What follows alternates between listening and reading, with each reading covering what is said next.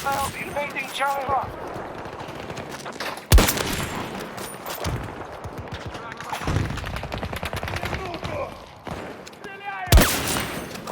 Battlefield 2042 recently had a free-to-play weekend, and that alongside with continuous work on the behalf of DICE when it comes to adding new content such as Battlefield 2042's Season 6 Dark Creations has boosted the player count when it comes to Battlefield 2042. As you can see, it went up from around 5k players on average last month, which is a pretty low number for a AAA shooter, up to around 22k plus players on average, which is a dramatic increase when it comes to both returning and also new players into the game due to the Steam charts. Now, this is of course a great thing, since the more the merrier, especially when it comes to a big scale FPS game such as Battlefield.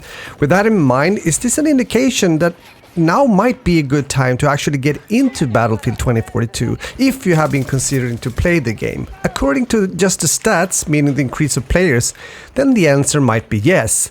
Also considering that the game is sometimes on a sale now and then, which was the case recently when it comes to Steam, since you were able to buy the game for around €9 or dollars. From my perspective, as someone that has played Battlefield games since Bad Company 2 back in the days, I'm still quite hesitant. You see, I was very disappointed after I had been playing the Battlefield 2042 beta. Already back then, I decided that this is not a Battlefield game that I will buy and play. It was as simple as that. In March this year, though, I was able to play Battlefield 2042 since I now and then are using the Xbox Game Pass, something that I believe can be quite price-worthy if you want to try out and play games for less money. I made a video back then where I was talking about if it was worth buying and playing Battlefield 2042, so if you're interested, you can check out that video later. However, that was about 7 months ago. So when Battlefield 2042 was on this sale on Steam, this offer on Steam as mentioned earlier, I decided to buy the game. There has to be added that I was hesitating a bit, not only since I've never really gotten into the game before, which we're getting to soon and what I think about that, but also the fact that I have limitations when it comes to my PC build to actually run the game properly, which in a way is weird since I've been able to play newer Call of Duty games and similar titles on decent settings, and by doing so also getting pretty decent performance when it comes to frames, etc. But not when it comes to Battlefield 2042. I had to do the AMD driver error fix to make the game launch on my computer. I thought that it would have been fixed since the last time I downloaded the game in March, but no. And after that, I've been struggling to get some good or at least decent performance when it comes to frames and all that stuff. Don't get me wrong, I'm well aware of my hardware limitations when it comes to my PC at the moment. But again, I'm usually able to fix this in most other games that I'm playing regarding the performance, but not that much when it comes to Battlefield 2042, and I wonder if it also somewhat has to do with optimization of the game and the actual Frostbite 3 engine being involved into this. Let me know if you've had some similar experiences as well when it comes to Battlefield 2042 and performance, especially if you're playing on PC. But that aside, I was looking forward to get into the game once more and see if the increase of players indicates something more than just opportunities to play the game for free for a limited time. I don't have some of the DLCs and I can't really say much about like the newer maps added into the game recently, but one thing that gets to me early on when playing the game again is how much the quality of the maps varies when it comes to the experiences of playing game modes such as Rush and Breakthrough, which is the game modes I'm mainly playing in this video since I foremost enjoy to play Rush over Conquest, for example. Map design has been an issue sometimes in earlier Battlefield games, but here it's even more prominent, I believe. Either it felt as if the maps were too open, sometimes with very little variation and cover, or it took place in a building where you often got stuck with your team in a kind of bottleneck or a choke point situation, you might say, where the nade spam never ended. That leaves the player, at least me, in this game, in a feeling of not really having many choices and possibilities when it comes to controlling the gameplay and the flow of the gameplay and the events taking place. It's obvious also that some maps in combination with the chosen game mode seems to favor one side, either the attackers, for example.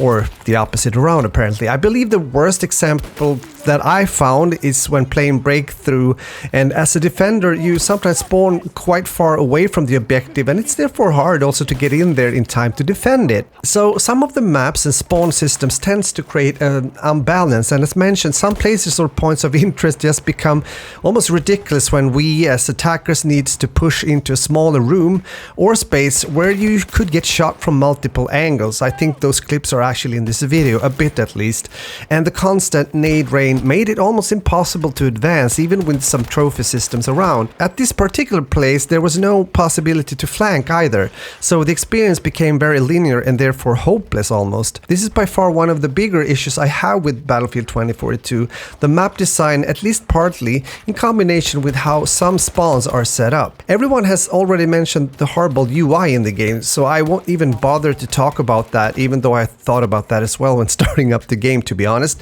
since it's a design choice made by DICE and it's there to stay. Well, the actual pew-pewing in the game, meaning the shooting, the guns overall, feels most of the time okay for me.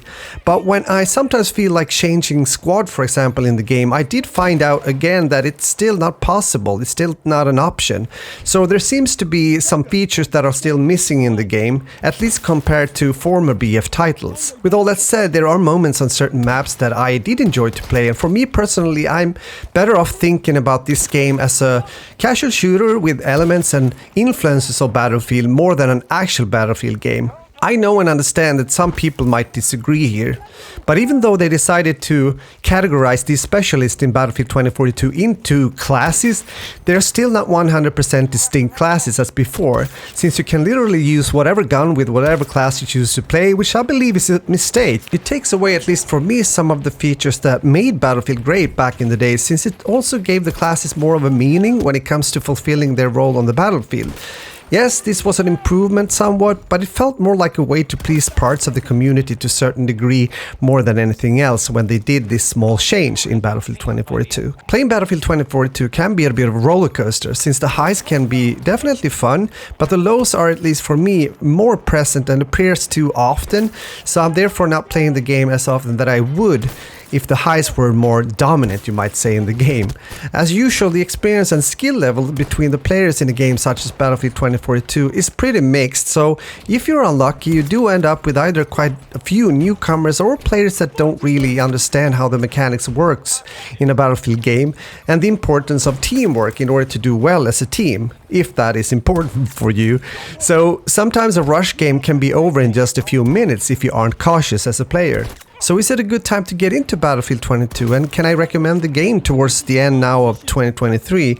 As you've most likely understood if you're still watching towards the end of this video, I'm hesitant when it comes to Battlefield 2042. I haven't changed my overall opinion of the game much since it was launched. However, if you're looking for a big scale shooter where movement and gunplay to a certain extent has moved more towards games such as the fast-paced action of Call of Duty, then it might be a good time to jump into the game now, since the game has gotten a bit of a boost recently.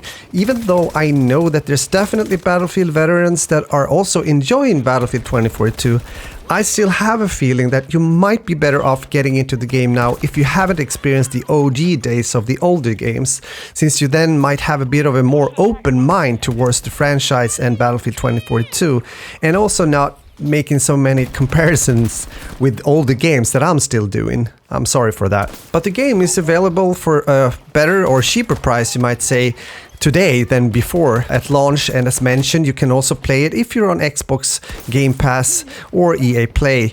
And with that said, I want to say thanks a lot for watching, and of course let me know your thoughts in the comments. It doesn't matter if you're new to the game, if you haven't played it, or if you're also a Battlefield veteran. I'm all ears, and I read and I try to answer your comments as well. So have a great day, and I'll talk to you later.